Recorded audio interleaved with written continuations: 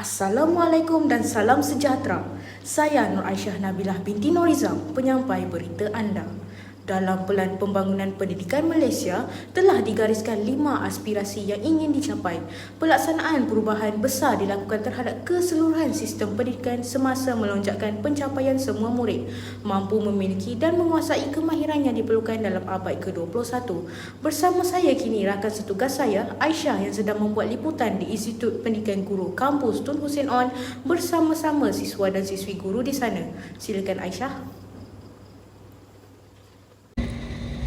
Baiklah, terima kasih Aisyah dari Sri Pentas. Saya kini berada di Institut Pendidikan Guru Kampus Tun Hussein On, di mana di sini lahirnya pendidik cemerlang. Baiklah, bersama saya kini ialah seorang pelajar di sini. Mari kita. Baiklah Encik, apa khabar? Alhamdulillah sihat. Boleh Encik perkenalkan diri terlebih dahulu? Nama saya Muhammad Iqbal Syafiq Muhammad Kausuddin. Saya daripada kelas 9 SK2 PPSMP. Baiklah, terima kasih Encik. Jadi saya ingin bertanya sedikit. Bolehkah Encik beritahu saya tentang aspirasi pendidikan negara? Boleh. Terdapat 5 aspirasi dalam sistem pendidikan negara. Yang pertama, akses kepada kejayaan. Yang kedua, kualiti setingkat antarabangsa. Yang ketiga, equity untuk semua murid. Yang keempat, pupuk perpaduan dalam kalangan murid. Dan yang terakhir, pelaksanaan berkecukupan tinggi. Oh, begitu. Baiklah, terima kasih Encik kerana sudi meluangkan masa bersama saya. Jadi di sini kita dapat lihat jelaslah bahawa semua pelajar Institut Pendidikan Guru Kampus Tun Hussein On sangat berwibawa kerana telah didedahkan dengan lebih awal tentang sistem aspirasi pendidikan negara.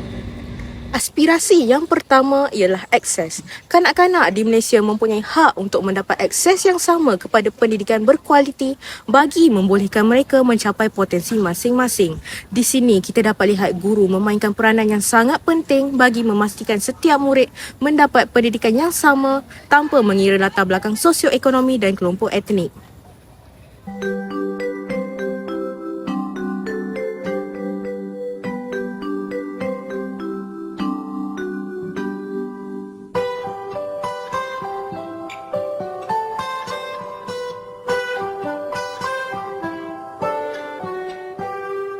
Pagiku cerahku, matahari bersinar, ku gendong tas merahku di pundak.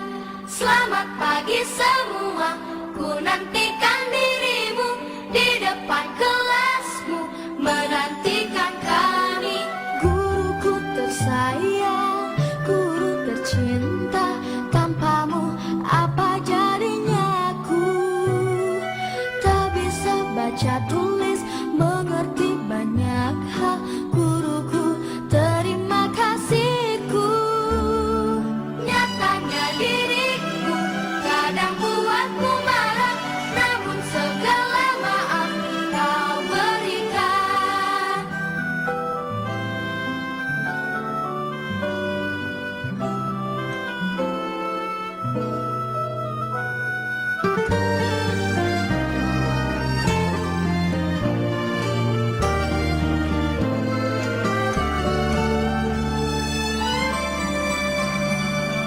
Selamat pagi semua, ku nantikan dirimu di depan kelasmu, menantikan kami. Guruku tersayang, guru tercinta, tanpamu apa jadinya aku? Tak bisa baca tulis, mengerti banyak hal. Guruku, terima kasihku. Nyatanya diriku kadang buatmu marah, namun segala maaf kau berikan. Guruku tersayang, guru tercinta, tanpamu apa jadinya aku? Tak bisa baca tulis, mengerti banyak hal. Guruku, terima kasihku. Guruku tersayang, guru tercinta, tanpamu apa jadinya aku? Tak bisa baca tulis, mengerti. Berdasarkan rakaman yang baru disaksikan tadi, guru-guru di Sarawak tidak mengabaikan akses pendidikan kepada murid-murid di kawasan pedalaman. Mereka juga turut membantu murid-murid tanpa menghiraukan penat dan lelah. Guru yang berjiwa pendidik akan dapat memastikan murid-murid mendapat pendidikan yang berkualiti. Implikasi bagi guru yang memiliki aspirasi ini akan dapat melahirkan peribadi mereka yang lebih bertanggungjawab. Berdasarkan video tersebut, kita dapat lihat guru di Sarawak bertungkus lumus mengharungi jalan yang berliku-liku untuk menghantar kerja sekolah kepada murid-murid di kawasan pedalaman. Selain itu, guru juga perlu memastikan setiap murid dapat mencapai objektif pembelajaran. Guru mestilah berkeupayaan merancang dan melaksanakan proses pengajaran dan pembelajaran serta memastikan matlamat dan objektif dapat dicapai. Kebolehan menyusun organisasi pembelajaran dan mencorak iklim dalam bilik darjah akan menjadikan seseorang guru itu lebih berkualiti dan berjiwa pendidik kerana mampu untuk mengawal suasana dan emosi setiap murid. Baiklah, aspirasi yang kedua ialah kualiti. Sepanjang 2 dekad lalu, pentadsiran antarabangsa seperti Program for International Student Assessment (PISA) dan Trends in International Mathematics and Science Study TIMSS telah muncul sebagai satu instrumen perbandingan langsung tentang kualiti keberhasilan pendidikan. TIMSS merupakan pentadsiran berasaskan kurikulum sekolah bagi mata pelajaran matematik dan sains di seluruh dunia. Pentadsiran PISA pula bertujuan menilai kecekapan murid dalam bacaan, matematik dan sains.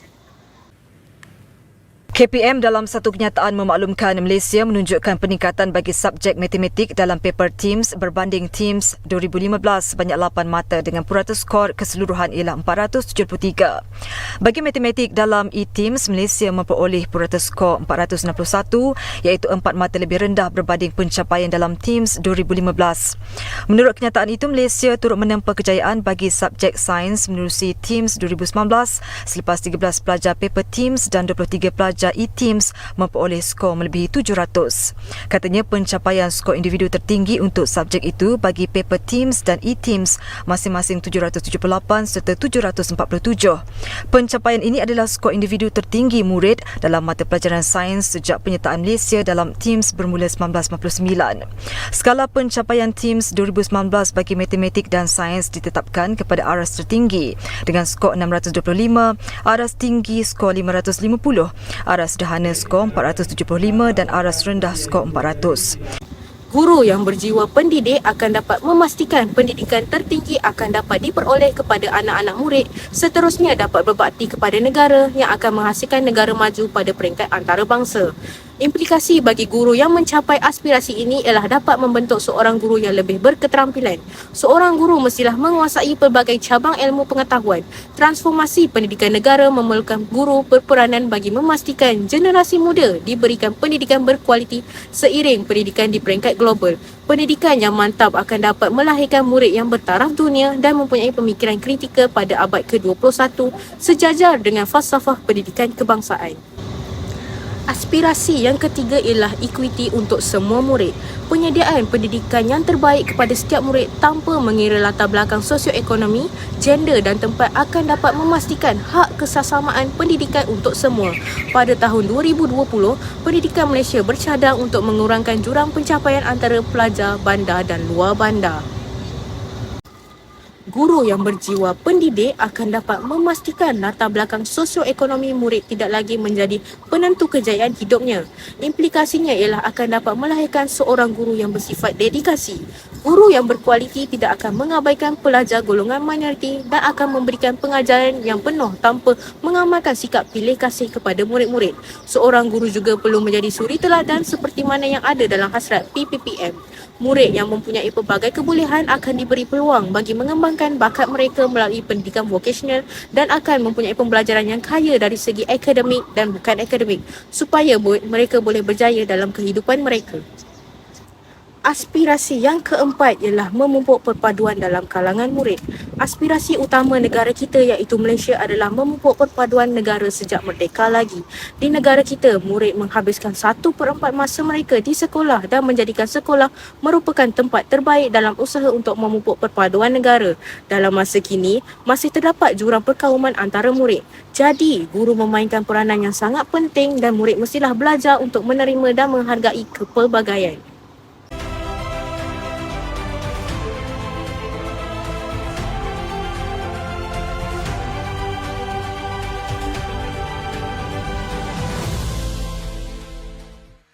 Malaysia dengan masyarakat berbilang kaumnya yang hidup secara harmoni merupakan suatu keunikan yang tidak dapat disangkal. Namun, penyatuan antar kaum dan budaya ini perlu dipupuk untuk memastikan nilai-nilai perpaduan tersebut dihargai oleh rakyat Malaysia.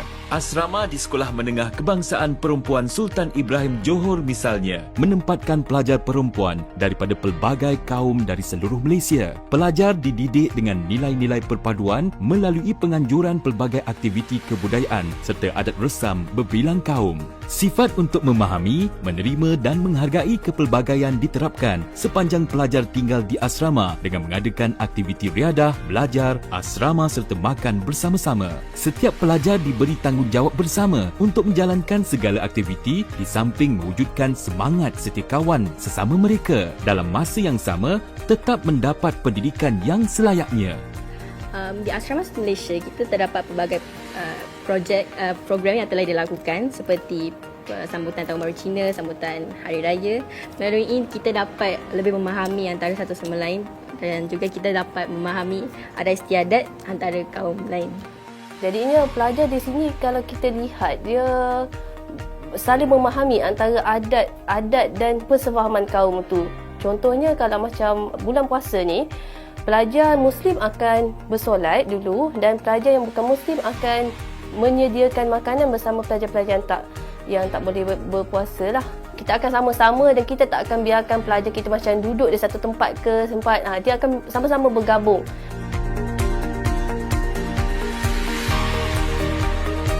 Pendekatan mengenali budaya dan kaum lain di Victoria Institution Kuala Lumpur mungkin ada perbezaan memandangkan pelajar lelaki lebih lasak dan terbuka. Walaupun pada asasnya peraturan asrama perlu diikuti dan kemudahan yang disediakan hampir sama, Victoria Institution menerapkan nilai-nilai perpaduan melalui masa senggang, contohnya ketika bersukan. Penyatuan melalui minat sukan yang sama seterusnya memudahkan lagi komunikasi antara pelajar dan sikap toleransi diamalkan. Mengenali budaya kaum lain di bawah satu bumbung bukan sahaja membantu membuka minda tentang kewujudan etnik lain di Malaysia, malah pencapaian dalam bidang akademik, kokurikulum, juga sifat kepimpinan dan kemasyarakatan dapat dipupuk dan ditingkatkan. Berdasarkan video yang dipaparkan tadi, guru memainkan peranan yang sangat penting bagi memupuk perpaduan kaum. Guru menjadi insan yang utama dalam menggalakkan murid-murid untuk bergaul antara satu sama lain. Baiklah, kini bersama saya ialah seorang siswi guru yang belajar di IPG Kampus Tun Hussein On. Baiklah, bersama saya sekarang ni berdiri di sebelah saya ialah seorang siswi guru. Bolehkah Cik memperkenalkan diri Cik terlebih dahulu? Baiklah, saya Nur Eli Eliana binti Rahmat yang merupakan pelajar PPISMP dari Pengajian Bahasa Melayu SK2. Okey, baiklah. Cik Eliana tadi? Ya, saya. Okey, baiklah. Bolehkah Cik Eliana memberikan saya implikasi terhadap aspirasi perpaduan? Baiklah, implikasi dari aspirasi perpaduan dapat melahirkan guru yang peka terhadap persekitaran serta dapat mengamalkan nilai murni. Nilai murni yang dipupuk dalam diri dapat melahirkan sifat tolak ansur antara guru dan murid dalam proses PDP. Jadi, kesefahaman antara semua pelajar dan guru yang terbina dan seterusnya akan dapat membentuk identiti nasional.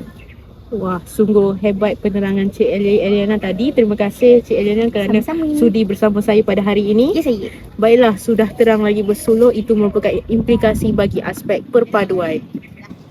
Kecekapan dalam pengurusan dapat menghasilkan kemenjadian seorang murid yang berkualiti. Buktinya, kerajaan telah menunjukkan komitmen yang tinggi dengan melakukan perbelanjaan yang besar untuk pendidikan di Malaysia. Penggunaan bajet yang diperuntukkan sangat ditekankan secara cekap dan berkesan dalam usaha untuk mencapai sistem aspirasi pendidikan. Baiklah, bersama saya kini ialah seorang siswa guru yang merupakan pelajar di Institut Pendidikan Guru Kampus Tun Hussein On. Baiklah Encik, boleh Encik perkenalkan diri? Nama saya Fakhrul Nazmi Ramli, pelajar PPISMP. Baiklah Encik Fakhrul Nazmi, bolehkah Encik Fakhrul Nazmi menceritakan ataupun menjelaskan sedikit sebanyak tentang implikasi terhadap kecekapan? Okey. Implikasi terhadap kecekapan ialah dalam pengurusan pengajaran dan pembelajaran, guru memerlukan kebijaksanaan dan penelitian dalam perancangan, pengawalan, bimbingan, dorongan dan juga penilaian. Di samping itu, Guru perlulah bersungguh-sungguh untuk memperkembangkan potensi dan pencapaian murid serta cara berfikir, nilai dan kelakuan murid yang dijagakan pada tahap optimum secara berterusan. Oleh itu, guru yang berjiwa pendidik ni akan melakukan tanggungjawab tanpa banyak merungut dan akan membuat persediaan rapi sebelum memulakan pengajaran. Guru juga mestilah boleh mengorbankan masa dan juga wang untuk keberhasilan murid. Saja. Terima kasih Cik Fakrul Nazmi atas penerangan yang sangat jelas untuk implikasi terhadap kecekapan. Implikasi aspirasi ini bagi membentuk guru berjiwa pendidik ialah dapat melahirkan pembangunan guru yang profesional. Bagi mencapai kecekapan dalam pengurusan pengajaran dan pembelajaran, guru memerlukan kebijaksanaan dan penelitian dalam perancangan, pengawalan, bimbingan, dorongan dan penilaian. Guru perlulah bersungguh-sungguh untuk memperkembangkan potensi dan pencapaian murid serta cara berfikir, nilai, kelakuan murid yang dijagakan pada tahap optimum secara berterusan. Oleh itu, guru yang berjiwa pendidik akan melakukan tanggungjawab tanpa banyak merungut dan akan membuat persediaan rapi sebelum memulakan pengajaran. Guru mestilah boleh mengorbankan masa, wang dan tenaga untuk keberhasilan murid. Baiklah, terima kasih rakan setugas saya Aisyah yang berada di Institut Pendidikan Guru Kampus Tun Hussein On. Guru berjiwa pendidik ialah guru yang mempunyai fahaman yang jelas tentang matlamat sebenar pendidikan yang pada asasnya untuk mengubah tingkah laku manusia. Perubahan tingkah laku yang bermakna perlu menyentuh hati dan akal fikiran murid. Oleh yang demikian, guru perlu mendidik muridnya supaya jiwa mereka terkesan dengan ilmu yang dipelajari dan menjadikannya sebagai satu amalan dalam kehidupan mereka. Baiklah, sekian sahaja daripada saya. Salam hormat. Assalamualaikum.